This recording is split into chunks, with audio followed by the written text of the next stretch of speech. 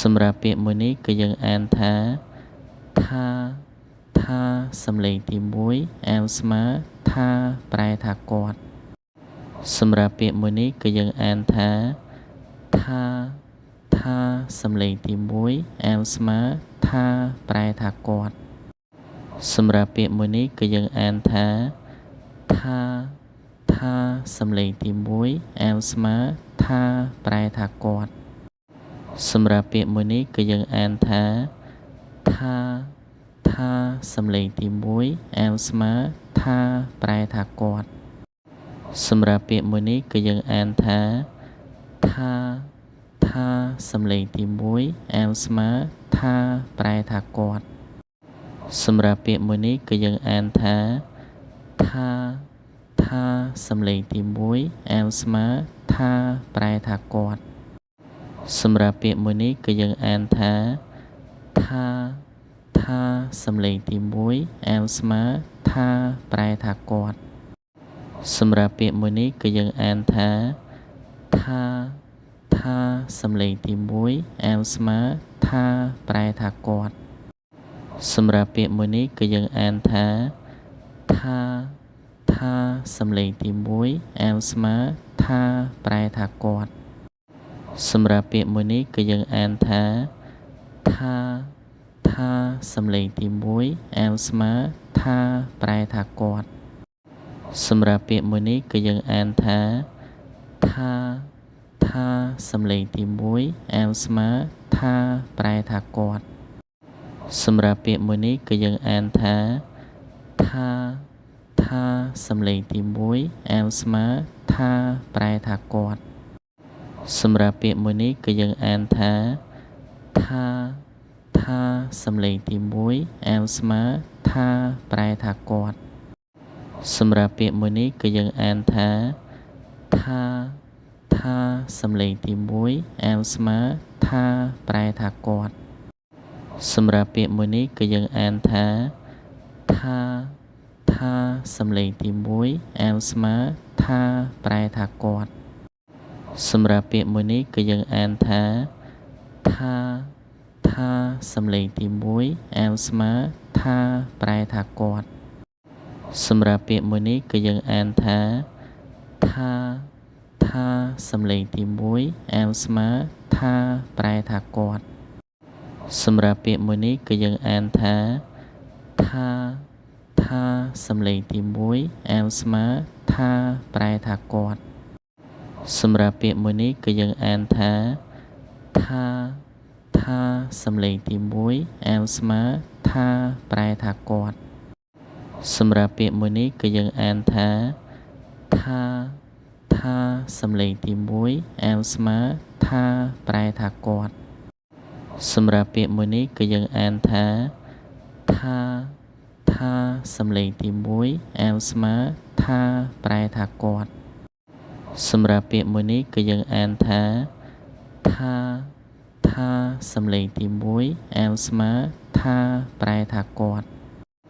សម្រាប់ពាក្យមួយនេះគឺយើងអានថា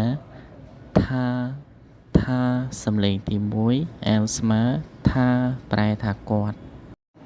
សម្រាប់ពាក្យមួយនេះគឺយើងអានថាសំឡេងទី1អាវស្មើថាប្រែថាគាត់សម្រាប់ពាក្យមួយនេះគឺយើងអានថាសំឡេងទី1អាវស្មើថាប្រែថាគាត់សម្រាប់ពាក្យមួយនេះគឺយើងអានថាសំឡេងទី1អាវស្មើថាប្រែថាគាត់សម្រាប់ពាក្យមួយនេះគឺយើងអានថាសំឡេងទី1អាវស្មើថាប្រែថាគាត់សម្រាប់ពាក្យមួយនេះគឺយើងអានថាសំឡេងទី1អាវស្មើថាប្រែថាគាត់សម្រាប់ពាក្យមួយនេះគឺយើងអានថា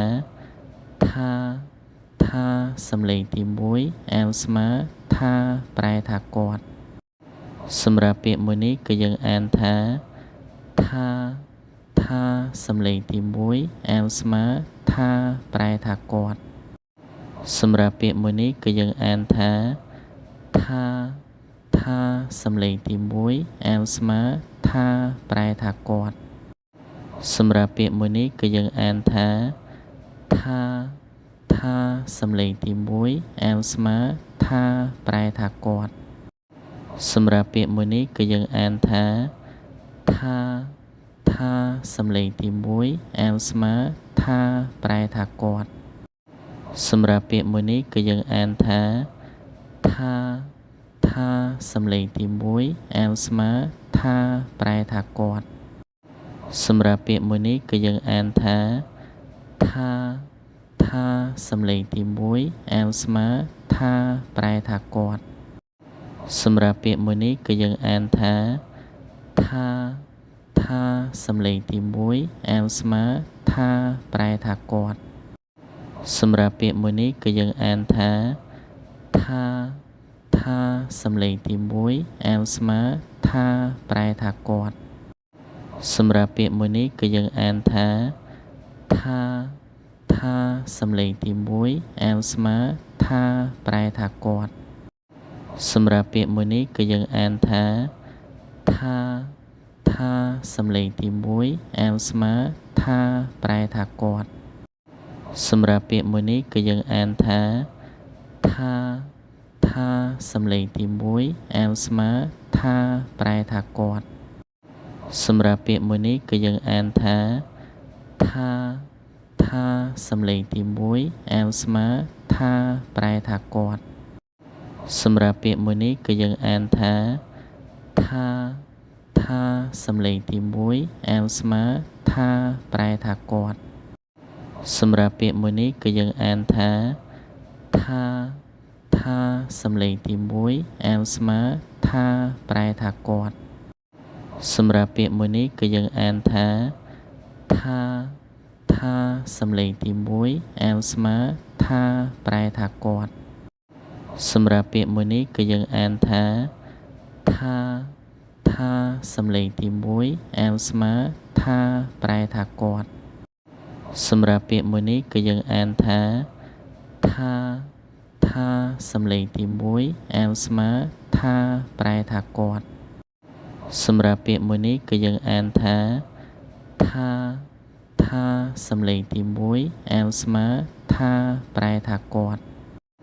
សម្រាប់ពាក្យមួយនេះគឺយើងអានថាសំឡេងទី1 L ស្មើថាប្រែថាគាត់សម្រាប់ពាក្យមួយនេះគឺយើងអានថាសំឡេងទី1 L ស្មើថាប្រែថាគាត់